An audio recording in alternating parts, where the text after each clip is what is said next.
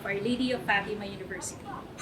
What an honor to walk you down memory lane as we notch another banner year, another founding anniversary for the Fatima institutions, namely the Fatima University Medical Center and Our Lady of Fatima University.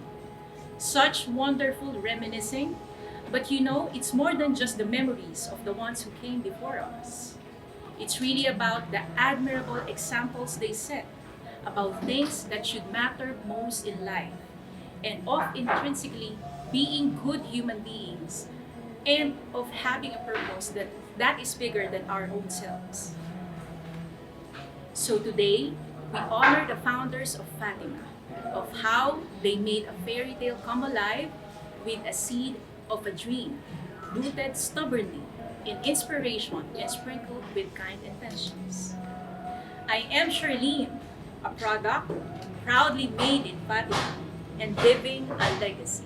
The Fatima legacy passed down by the original Fatima Love teams of Professor Jose C. Olivares and Mrs. Leonora J. Olivares, and our other couple, Dr. Vicente M. Santos Sr. and Dr. Juliet O. Santos. Here are live clips from a teaching position of almost 40 years, a beloved panganay who had to step up, a campus queen by design, and a tennis player who was out for the win but was given respect.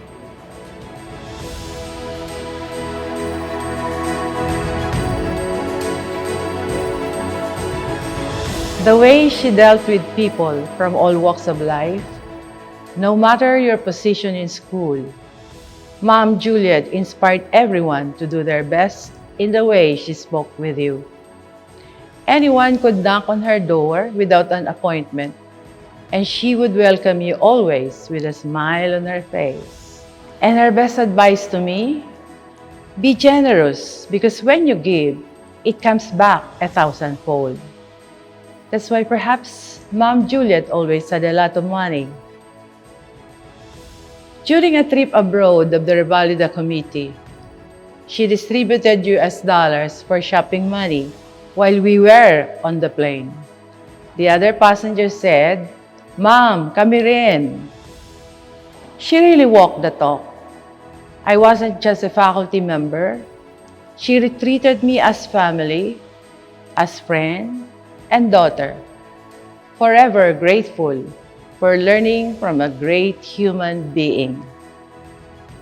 I became an obstetrician gynecologist because of our papa. Growing up, he would let me tag along to the hospital, and I saw on first-hand experience his kindness, his great patient care, and his good bedside manner with his patients. Being the eldest, I should be the one to look after my mom and my siblings.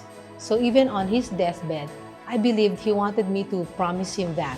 So that's what I've been doing all along until now. So even in work, I go by his inspiration on how to do things professionally, and for him, it was always important to be honest and sincere. Then, with Mama, she was always the type who was a certified workaholic and a disciplinarian. If you want to succeed, she told me, you really have to work hard for it. You're not automatically entitled just because you are my daughter. So as soon as I graduated from medicine, I began right away to work for our hospital, and I took to heart all the things my mom taught me.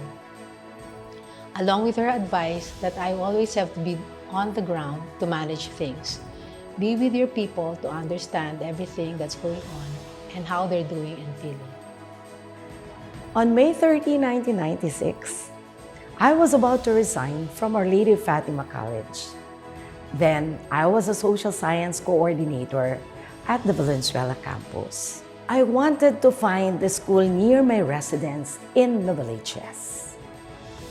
Then, Ma'am Juliet O. Santos told me about the physical therapy rehab building along Regalado Avenue at Fairview, Quezon City. She asked me, "Why don't you start a school at Regalado building?" I was hesitant because it seemed impossible. After all, it was only exactly 14 days before the opening of the classes for the first semester. You know what? Ma'am Juliet believes that everything is possible, and she believed I could do it. And so it came to be. Our Lady Fatima College, Quezon City opened in record time. And Ma'am Juliet appointed me as the officer in charge. And few years later, I was elevated as the campus administrator. What an inspiration she was. It was also her who cheered me to enroll to my graduate studies, not only for the school, but for my own professional growth and personal growth. Then, when the Quezon City campus began expanding to the Hilltop site, I remember Dr. Bising and how he loved to share his simple joys. He would tell the canteen to cook lunch for everyone, from the faculty to the non-teaching staff to the housekeeping. The food was served on banana leaves. It was simple but filled with spirit of family and camaraderie. Those are just few of the great things I inherited from Dr. Vicente Santos and Ma'am Juliet O. Santos. Minana ko at ipinamamana na sa bagong henerasyon. We grew up loving tennis, not as spectators only, but as players. That was because of our Papa Vising. He taught us how to love it and be good at it. One day when I was in high school, I was about 15 years old then. I was at the Pulo Tennis Club with him and was told by my papa that we would have a game against Father Sikat. Competitive and prepared to win, I was disheartened and kinda disappointed when my papa whispered to me, we should let the priest win. Although I did not understand at that time, I followed blindly and we allowed Father to win. So the priest was so happy. Only after did I learn why. Well, you see, every Sunday, Papa Vising would play with Father Sikat and would always let him win.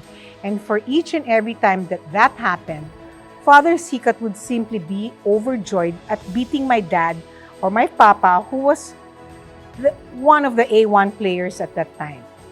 Then my papa would graciously accept his loss and treat all the players in the tennis court to merienda as his penalty, to the greater delight of Father Sikat.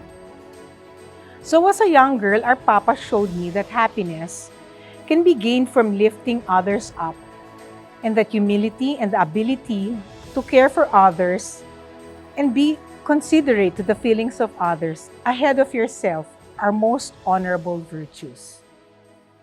Up next, who's living the lives of Bising and Juliet?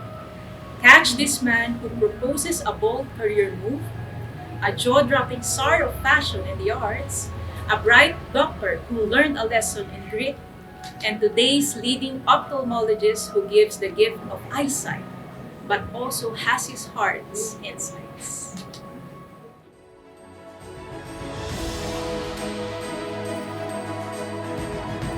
I was a young dentist in 1995, a faculty member of a leading university, seeking a boost in my career when I was referred by the family dentist of the Santoses to Ma'am J.O.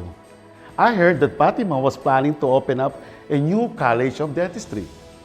In a courtesy call to Ma'am J.O., I gave my curriculum vitae together with my 7-point agenda on how to run a dental college. Ma'am Juliet said, "Ay, ang bata mo pala." Well, maybe because I was only 34 years old at the time when these were mostly in their 50s. So that was that. I thought nothing came out of it until I decided to follow it up with Ma'am Juliet in January of 1996. Sabi niya, "Naku, I completely forgot about you." I was devastated, but I asked, 10 minutes of her time just to present my 7-point agenda on how to run and start a new college. I left a copy of it and told Ma'am Juliet that Fatima can use the plan whether or not they hire me as a dean. Exactly on the 23rd of January, my 35th birthday, Ma'am J.O. called me in, and the rest is history. She said, I stood out against 5 other candidates because she said instead of just fitting in, I made efforts to stand out. And that is the spark that Ma'am Juliet gives, the spark of passion to go over and beyond. I learned the value of education the hard way. In high school, I was flunking geometry miserably. My school asked me to repeat 3rd year. But after helping me appeal to the school to have summer classes instead, my mother, Juliet Santos, gave me a good dressing down. She stressed to me that our family is running an educational institution, that it was very imperative to set a good example to everyone. How can I be a good example to Fatima students and to the people around me if I myself am a failed student? Thus, for 1 entire month, I slept, ate, drank, and breathed geometry. From a final grade of 68, I managed to pass the summer remedial program with a grade of 83. My parents instilled in me that education should be my priority in life, at least at that age. Through the years, I realized that studying something new and different makes life more interesting. Thus, I endeavored to learn French as my 3rd language.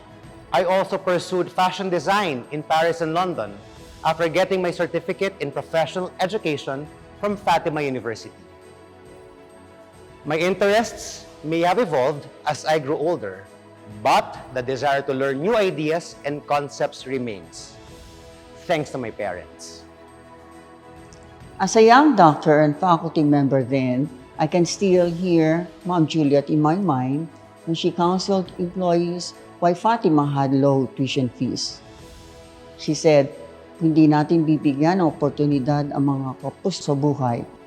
Paano na kung lalaki ang mga batang iyan na gagawa ng di tama at walang kinabukasan? That was her vision then and still Fatima's vision to this day, to secure a brighter future for the Filipino youth through high-quality but low-cost education. And no problem was too big for Ma'am Juliet to take her down. In the early days of the College of Medicine, we were bombarded by negative news in both the print and broadcast media. Did she hide in a corner? Not at all. In fact, it even inspired her to push on with expanding the college. Why do you think we have the 11-story building of the College of Medicine that you have today? Thank you, Ma'am Juliet. 20 years ago, Doc Juliet found me crying. I was just diagnosed with breast cancer then. And she told me, Luz, walang taga pa Fatima na umiiyak, kaya mo yan. And with those magic words, I stopped crying and told myself, I should not cry. I am a Fatimanian. Then I proceeded to toughen up and beat my cancer. And that is why I'm here today. Thank you, Ma'am Juliet. There are things that we see and there are things that we imagine. My mom, Dr. Juliet Santos, taught us how to imagine things, to see things that are not there and believe in our hearts that one day things will happen. I remember our trips when we were looking for sites for our campuses. She would see a patch of land with grass and basically nothing else. And she would say, this is a good site for our Quezon City campus. And then again, several years after, we went through the hills of Antipolo, down to Cainta, all the way looking for places in Rizal where we will have our next site. And she said, this is the place. This is Antipolo. And I believed her because when she imagines things, she can actually see it in her head that it's going to happen. And that's why she will leave an indelible memory as to how we can all move forward, how we can all rise to the top, and how we can be what we can imagine ourselves to be. A legacy is a series of challenges surmounted, and here are a few: a botched day out and corporal punishment, an overnight building makeover, a boy who lived in his own Disneyland, and the mystery behind erroneous documentations.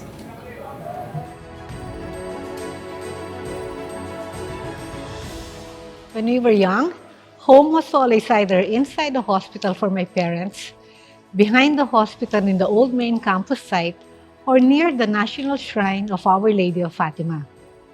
It was a deliberate choice because my parents and grandparents wanted to be accessible and near the place of work. They were on call anytime, all the time, and willing to work or answer the needs of the hospital and the patients. I remember one time when all of us were in the car and dressed up, ready to make pasyal. It was a Sunday morning. But as the car was pulling out, here comes the nurse saying that my dad, who was an OB doctor, was needed immediately. We reluctantly went down, but we understood. That was commitment and dedication. For discipline, we had it in another way. Back then, we cousins stayed in one house. We stayed in a compound behind the hospital. It so happened that every time we get into arguments or fights, my Lola, who was a disciplinarian, would always take over and tell us to make the pa. To make the pa means you have to lie on the floor, facing the floor, and make sure that you pull down your pants. She would then spank each of us, one by one. That was discipline then. No questions asked. When your Lola says the pa, you make the pa. And that served as a reminder for us not to fight. It was the early 2000s, and we were busy with the ISO accreditation visit of the College of Maritime. I saw firsthand how hardworking the late Mrs. Juliet Santos was. Never did she leave us during the preparations, even at the midnight hour. Mom Juliet made sure everything would be ready for the visit, and the staff were being taken care of. And what a transformation for the Maritime Campus! The following morning, laking gulat ng lahat. The buildings were newly painted, the documents were all complete and ready. Talagang all-out support si Mrs. Santos. At hands-on pa siya. Committed 110%. At definition ng hardworking. Ayon si Mrs. Santos. I was born in Fatima Hospital in 1969, only 2 years since the hospital was established. So for the first 10 years of my life, I grew up inside the hospital literally. The bedrooms of my parents and grandparents were inside the hospital. Kung ano yung X-ray department ngayon, yun yung mga rooms nila. I spent my days playing and running around inside the hospital. I saw how small the beginnings of Fatima was, and how my dad and mom became all around in growing the hospital and the school. Hands-on sila. I saw their sacrifices when we were young. I don't even remember having vacations abroad when we were living inside the hospital. I believe this was a big reason why Fatima is what it is today. It was not a business that my dad and mom acquired. To them, it was always personal. And now it's our turn to nurture it and pass it on to the next generations. Now this is my birth certificate story. From the onset, I always knew my name was Don August Olivares Santos. But one day, when I had to submit my birth certificate for college, I was taken aback because the document said that my name was only August Olivares Santos. And I asked my dad about it and he countered, "Okay lang yan anak, kasi nung pinanganak ka sa hospital natin, napakalit pa ng hospital. Ako yung parang nag-scrub nurse, ako na din yung nag-sterilize, ako na rin ang nag-postnatal care sa mama mo. At ako na din yung nag-type ng birth certificate mo para masubmit sa civil registry.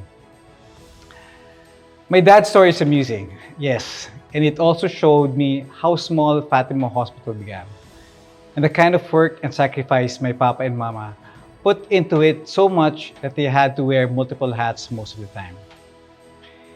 And it was because of that work ethic that made Fatima what it is today. It was our papa's interactions with people that mattered. And he just loved being with people. I remember his best friends. Among his best friends were Mang Hernan, the X-ray technician, and Mang Romy, our driver. He was down to earth and a man of the people. Presidents, executives, staff, nurses, doctors, janitors, tennis players, pulot boys, everyone was treated the same. And then more about one of the Fatima's enigmas. Here are the tales of the crystal ball, the polisher, and the gift.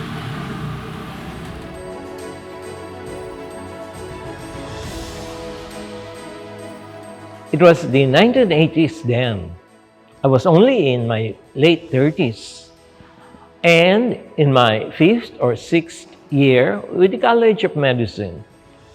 So while in Taipei conducting revalida to our Taiwanese students, Mrs. Santos, in the presence of Dr. Santos, said to me, "Dr. Olaso, what are your plans professionally?"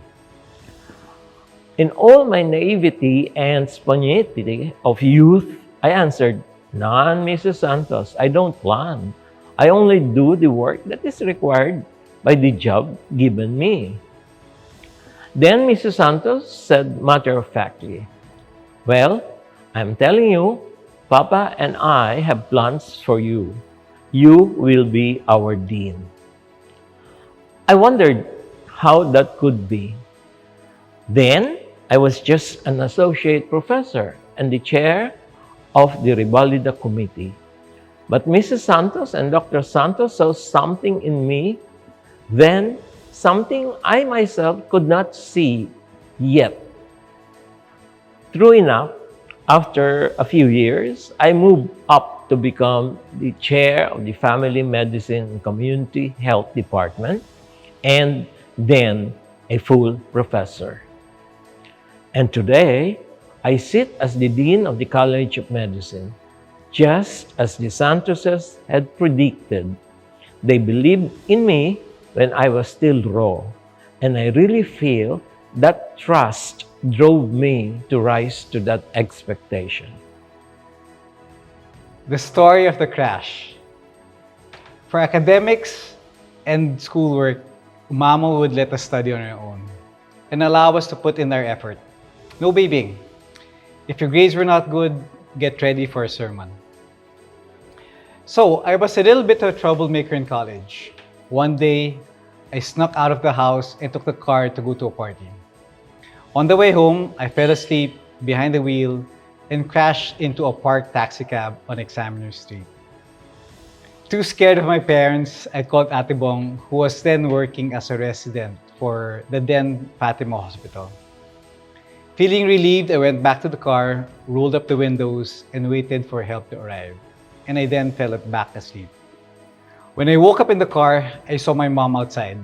I rolled down the window, and then binatukan niya ako.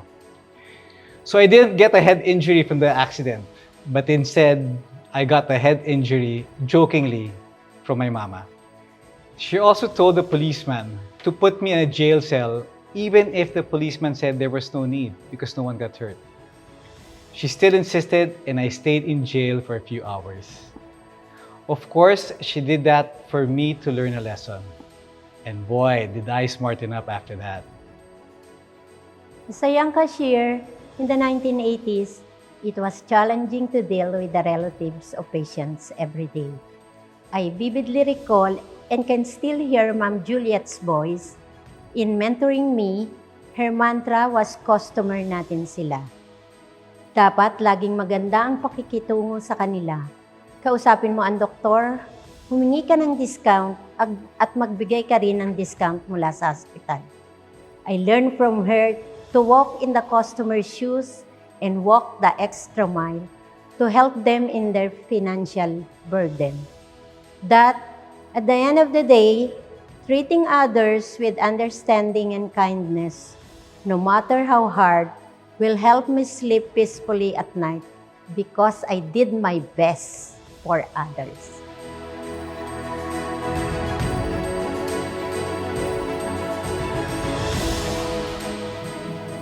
Wow, friends, those were only some of the amazing, endearing stories that built and strengthened Fatima through the years.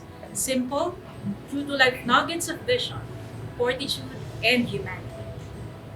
This is our inheritance, passed on by our founders, not only through bloodlines but also through affiliations and kindred minds.